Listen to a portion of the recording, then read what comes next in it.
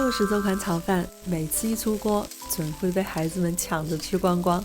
从准备到出锅，只需要10分钟就可以轻松搞定，特别适合有孩子没时间的妈妈们。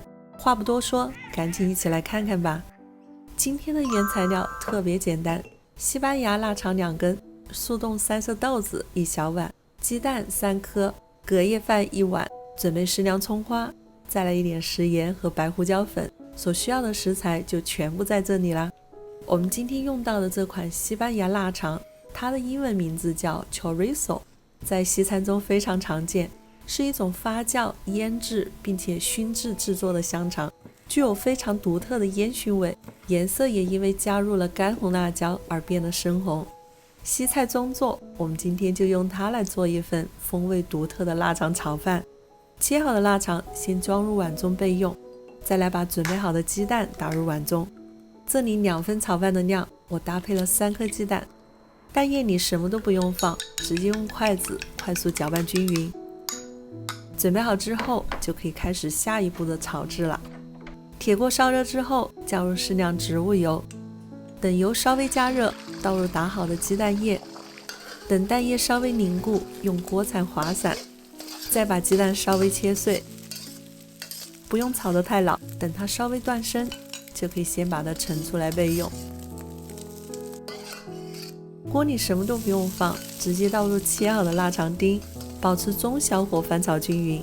慢慢的，腊肠里多余的油脂就会释放出来，炒到腊肠丁有点焦香的状态，就可以倒入准备好的3色蔬菜丁。这里我用的是速冻的食材，不需要提前解冻，直接倒进去翻炒就可以了。炒到蔬菜断生，再加入炒好的鸡蛋，一起翻炒均匀。再把准备好的米饭也倒进来，把米饭和食材充分翻拌均匀。腊肠渗出的油脂因为红辣椒而变得红亮，所以在加入了米饭之后，整个炒饭的颜色也因为被油脂包裹而呈现出一种红亮有食欲的色泽。最后再来一点食盐，一点白胡椒粉和葱花调味。因为腊肠本身有盐味，可以在试过味道之后再调整盐的用量。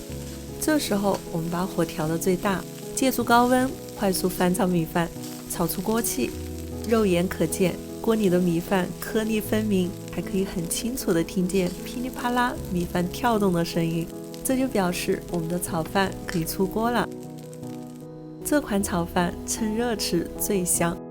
像这样一份色香味俱全的炒饭，简单用盘子装起来就很好看了。或者你也可以简单做个造型，把炒饭压实塑形之后倒扣在盘子里，让它的视觉效果更加吸引我们的小朋友们。吃的时候直接用勺子大口大口地咬着吃，感觉最爽。一口下去，味道浓郁，唇齿留香，满口都是幸福的味道。喜欢的朋友们赶紧去试试吧。谢谢大家收看本期视频，如果你喜欢今天的分享，请别忘记关注和订阅我的频道简语世纪，我们下期再见。